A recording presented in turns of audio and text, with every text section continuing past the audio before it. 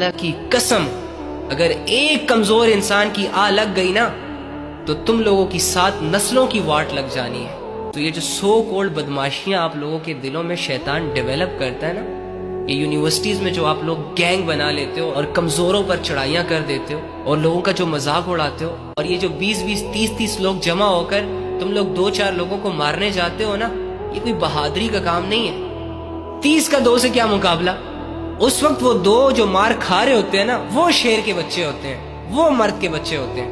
ہجوم شیطانی لشکر جمع کرتا ہے، کوانٹٹی شیطان کے لیے میٹر کرتی ہے، اللہ کے لیے ہجوم میٹر نہیں کرتا، اللہ کے لیے کوالٹی میٹر کرتی ہے۔ جوانی کے نشوں میں ہواؤں میں اڑنے کی کوئی ضرورت نہیں ہے آپ کو۔ جوانی کی عبادتیں اللہ کو پسند ہے، بجائے اس کے کہ آپ اپنی جوانی کو غرور اور تکبرانہ انداز میں گزاریں، آپ عبادتوں میں بھی تو گزار سکتے ہیں، رفائی کام کر سکتے ہیں، مظلوموں کی طاقت بن سکتے ہیں۔ آج اگر 36 سال کی عمر میں تمہیں جوانی کا نشہ چڑھا ہوا ہے نا، تو 6 ماہ کا وہ کمزور جسم مت بھول اپنا، جب تو خود سے بھی انجان تھا، جب تجھے تمہارا رب دیکھ رہا تھا، تیری دیکھ بھال کر رہا تھا، تیری سانسوں کو چلا رہا تھا، ماں کے پیٹ کے اندر تجھے اس نے کھانا کھلایا، تیرے جسم کو بنایا، تجھے طاقت دی، دیکھنے کی صلاحیت دی، سننے کی صلاحیت دی، اٹھانے کی صلاحیت دی، چلنے کی صلاحیت دی۔